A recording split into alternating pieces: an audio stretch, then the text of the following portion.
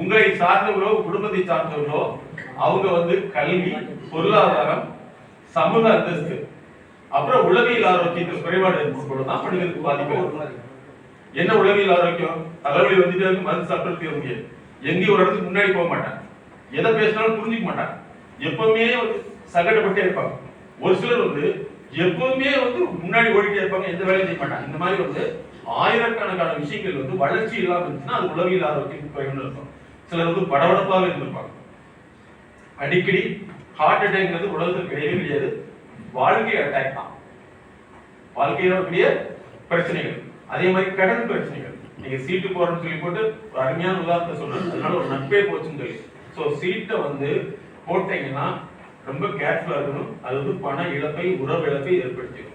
அதனால இனிமேல் வந்து இந்த மன அழுத்தங்கிறது முக்கியமான விஷயம் இதுதான். அதாவது உங்களுக்கோ உங்களை சார்ந்தவர்களுக்கோ கல்வியில முன்னேற்றம் இல்லை, பொருளாதாரத்தில் முன்னேற்றம் இல்லை, சமூகத்துல அவங்களுக்கு ஒரு தனி அந்தஸ்து இல்லை. அதுக்கப்புறம் திருமண உறவுகள், மகன் மகள் கல்யாண வாழ்க்கை. இன்னைக்கு வந்து நிறைய பேர் கல்யாணம் வேணாம்னு சொல்றோம்னு மனநிலைக்கு வந்துட்டாங்க. அது கேமோபோபியான்னு சொல்லுவோம். திருமணம் சார்ந்த ஒரு வெறுப்பு. அப்புறம் கல்யாணம் ஆனா அவங்களுடைய சந்தோஷமா இருக்க முடியாது, அடிக்கடி முரண்பாடுகள், மேரேஜ் ஃபிட்னஸ் சொல்லுவோம்.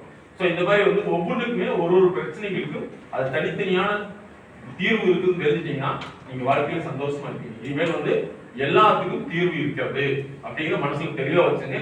நீங்க போய் குழப்பிக்கிட்டு இருக்க வேண்டிய அவசியமே இல்லவே இல்லை. ஆனா ஆக்சுவலா அந்த 2 விதத்துல யாரும் இல்லை. இதே மாதிரிதான் குழந்தைகள் வந்து ஃபர்ஸ்ட் மார்க் தானே, ஃபர்ஸ்ட் மார்க் தானே நான் எடுக்குன்னு சொல்லி இல்ல, ஓகேவா? இதே மாதிரிதான் ஒரு எமர்ஜென்சி ஹாஸ்பிட்டல் கொண்டு போய் ஒரு பேஷண்ட் கொண்டு போய் விடுறாங்க. அங்க 2-3 ஸ்டாஃப் போயிருக்காங்க. அவங்க என்ன சொல்றாங்க, யாரோ ஒருத்தர் போங்க. ஆனா யாருமே போகல. அங்க என்ன ஆயிடும், அங்கதான் பிரச்சனை. அப்ப நம்மை உந்தி கொண்டு நம்ம இடத்துல போகணுங்கிற விஷயம் வந்து நமக்கு வரலையா அல்லது வர சொல்லி தரலையா அப்படிங்கிற ஒரு கேள்விதான் இருக்கு. சார் 100 தடவை சொன்னாலும் கேட்க மாட்டேங்க. நான் சொல்றது பெரிய பையன் சார், சின்ன பையன் இருந்து போய் காலேஜ் படிக்கிற பையன் வந்து அப்படியே இருக்காங்க. என்ன சொன்னாலும் கேட்க மாட்டேங்கிறான். புரியுதா? இதோட நாங்க ஒன்றும் அட்வைஸ் பண்ண மாட்டோம். அது எதுனாலும் சொல்லி நாங்க அதை மாத்திரக்கு மினிமம் 3 மாசத்துக்கு தான் 6 மாசம் வரைக்கும் தேவைப்படும். அந்த எண்ணத்தை நம்ம உருவாக்கி செயல்படுத்துறது. நான் சொல்றது வந்து பெரிய லெவல் உள்ளவங்களுக்கு எங்களுக்கு 3 ஆண்டுகள் தேவைப்பட்டிருக்கு. நான் சொல்றது ஒரு மிகப்பெரிய லெவலில் இருக்கக்கூடிய.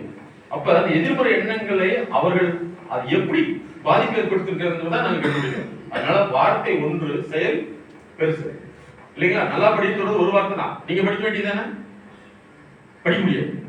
வார்த்தை வேறு, செயல் வேறு, செயல்முறை வேறு, செயல் திருத்தம் வேறு, செயல் மேம்பாடு வேறு, செயல் திருத்தத்தை நிலைப்படுத்தல் என்பது வேறு. அப்ப எவ்வளவு விஷயம் இருக்கு. வந்து உங்களை மாத்துறது இல்ல, உங்களுடைய பாரம்பரியத்தையே மாத்தக்கூடிய. சரியா? அப்ப மாத்ததுக்கு நாங்க சொல்லித்தர மாட்டோம், செயல்படுவோம். ஒரு மனிதரை 3 மாதங்கள் வந்து தொடர்ந்து உலகத்தில் எந்த பகுதியில் தான் ஆன்லைன்ல கல்வியில படிக்கலாம் அவங்களை மாத்திரை நாங்க அட்வைஸ் பண்றதோ கவுன்சிலிங் பண்றதோ அல்லவே இல்லை. கவுன்சிலிங் பண்ணி மாத்திரம்னா எல்லாமே மாறி இருக்கும்.